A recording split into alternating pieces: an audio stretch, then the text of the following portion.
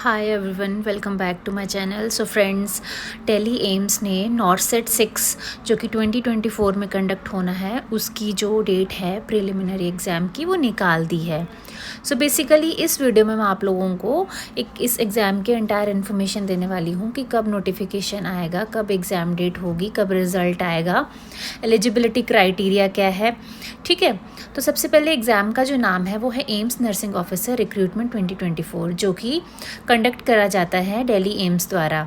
Exam का जो level है वो नेशनल लेवल का एग्ज़ाम है और एम्स नॉर्सेट 2024 की जो फ्रीक्वेंसी है साल में 2 बार होता है ये एग्ज़ाम का जो सिलेक्शन प्रोसेस है वो रिटन टेस्ट होता है, देन डॉक्यूमेंट वेरिफिकेशन होता है। एग्ज़ाम ऑनलाइन मोड में कंडक्ट किया जाता है। ड्यूरेशन जो एग्ज़ाम का है वो 180 मिनट्स आपको दिए जाते हैं और जो एग्ज़ाम की लैंग्वेज है वो इंग्लिश रहेगी। देन ऑफिशियल वेबसाइट http://www.aims से आप चेक कर सकते हैं बाकी further information related to exam. Then अगर हम बात करें कि एम्स नॉर्सेट नोटिफिकेशन है वो फरवरी 2024 में आएंगी। देन एप्लीकेशन फॉर्म है वो भी 2024 फरवरी मंथ में ही स्टार्ट हो जाएंगे। लास्ट डेट है वो एग्ज़ाम की प्रॉबेबली एक्सटेंड हो सकती है मार्च मंथ तक। देन एडमिट कार्ड आपको मार्च लास्ट में या फिर फर्स्ट वीक ऑफ अप्रैल में आ जाएंगे। एंट्रेंस एग्ज़ाम 14 अप्रैल को होगा और जो एम्स का रिज़ल्ट है नॉर्सेट प्रीलिमिनरी का वो 27 अप्रैल तक आ जाएगा। देन उसके बाद ये तो प्रीलिमिनरी एग्ज़ाम है, देन उसके बाद ये लोग मेंस की डेट आपको बताएंगे।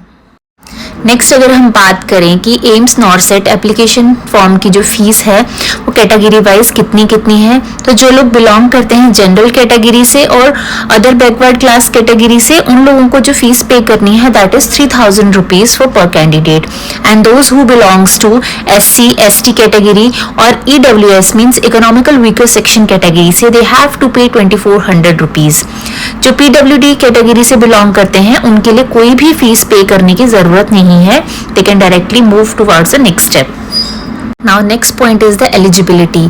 एजुकेशनल क्वालिफिकेशन क्या चाहिए इस एग्ज़ाम को देने के लिए, तो जो भी इंडिविजुअल एग्ज़ाम देना चाहते हैं वो BSc ऑनर्स या फिर BSc ऑनर्स नर्सिंग या फिर BSc नॉर्मल नर्सिंग होनी चाहिए। उनके रजिस्ट्रेशन नंबर होना चाहिए, RN और RM नंबर उनके पास होना चाहिए। और MSc कैंडिडेट्स भी एग्ज़ाम दे सकते हैं एंड पोस्ट बेसिक कैंडिडेट भी एग्ज़ाम दे सकते हैं। इन जितने भी मैंने बताया BSc honours, BSc nursing, then post basic और MSc nursing, they don't need any experience. Eligibility में के लिए कोई भी एक्सपीरियंस रिक्वायर्ड नहीं है।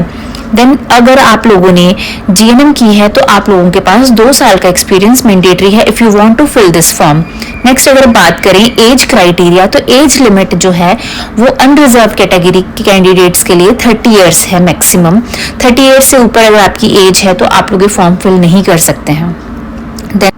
Candidates who belongs to OBC category, उनकी एज लिमिट 33 ईयर्स है। And candidates who belongs to SC and ST category, वो लोग 35 ईयर्स तक एग्जाम दे सकते हैं।